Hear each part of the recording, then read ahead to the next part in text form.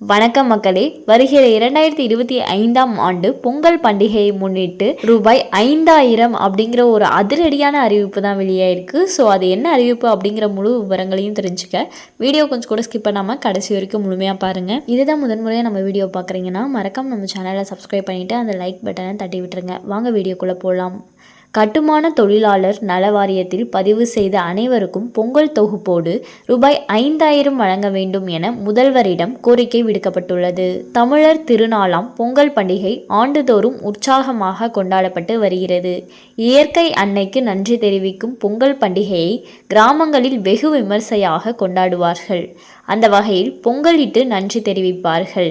அடுத்ததாக மாட்டு பொங்கல் தினத்தில் மாடுகளுக்கு அலங்காரம் செய்தும் ஜல்லிக்கட்டு போட்டி நடத்தியும் கொண்டாடி வருகிறார்கள். இந்த பொங்கல் பண்டிகையையொட்டி இந்த ஆண்டு தொடர்ந்து 6 நாட்கள் விடுமுறை கிடைக்க வாய்ப்பு ஏற்பட்டுள்ளது.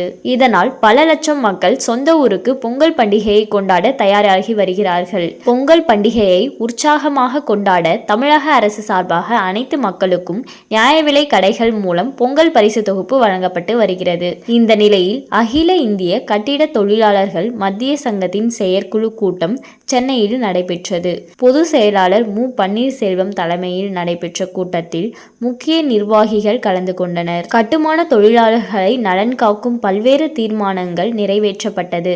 அதன்படி கட்டுமான தொழிலாளர்கள் விபத்தில் இறந்தால் வழங்கப்படும் நிவாரண தொகை 5 லட்சம் ரூபாயில் இருந்து 10 லட்சமாகவும், இயற்கை மரணம் அடைந்தால் வழங்கப்படும் நிவாரண உதவி தொகையை 50,000 என்பதை 2 லட்சமாக உயர்த்த வேண்டும் என கோரிக்கை விடுக்கப்பட்டது. இந்த திட்டத்தை கட்டுமான தொழிலாளர் நல வாரியத்தில் புதிய உறுப்பினர்கள் பதிவு செய்தவுடனும் புதுப்பித்த பிறகு 1 மாதத்தில் உறுப்பினர் அட்டை கிடைத்திட வாரியம் விரைந்து நடவடிக்கை எடுக்க வேண்டும் என கேட்டுக்கொள்ளப்பட்டது. மேலும் கட்டுமானம் மற்றும் அமைப்புசாரா தொழிலாளர்களுக்கு வாரியத்தில் பதிவு செய்த அனைவருக்கும் பொங்கல் திருநாளையொட்டி பொங்கல் தொகுப்போடு சேர்த்து 5000 ரூபாய் பரிசு வழங்கிட வேண்டும் என்று முதல்வரை கேட்டுக்கொள்வதாக தீர்மானம் நிறைவேற்றப்பட்டுள்ளது. இதனிடையே தமிழக அரசு சார்பாக நியாய விலை கடைகளில் இந்த ஆண்டு பொங்கல் தொகுப்பாக 1000 ரூபாய் கரும்பு மற்றும் சர்க்கரை வழங்கப்பட இருப்பதாக தகவல் வெளியாகியுள்ளது. இதற்கான அறிவிப்பு இந்த வாரத்தில் வெளியாக உள்ளது. ஸோ பார்த்தீங்கன்னா வெயிட் பண்ணி பார்ப்போம். இந்த 2025ஆம் ஆண்டிற்கான பொங்கல் பரிசு தொகுப்பாக ரேஷன் கடைகளில் என்னென்ன கொடுக்க போகிறாங்க, அது மட்டும் இல்லாமல் ரொக்க பணம் எவ்வளோ கொடுக்க போகிறாங்க அப்படிங்கிறத பொறுத்திருந்து பார்ப்போம். மேலும் பார்த்தீங்கன்னா மகளிர் உரிமை தொகை ரூபாய் 1000 வாங்கிட்டு இருக்க மகளிருக்கு அடுத்த மாதம், அதாவது ஜனவரி மாதம் ரூபாய் 1000 மகளிர் உரிமை தொகை கொஞ்சம் முன்னாடியே கிடைக்க வாய்ப்பு இருக்குது அப்படின்னு சொல்லியிருக்காங்க. மாதம் பார்த்தீங்கன்னா 15ஆம் தேதி தான் பார்த்தீங்கன்னா வழங்கப்பட்டு இருக்கு. ஸோ இந்த 1000 ரூபாய் ஜனவரி மாதம் முன்னாடியே வழங்குறதுக்கு சான்ஸ் இருக்குது அப்படின்னு சொல்லியிருக்காங்க.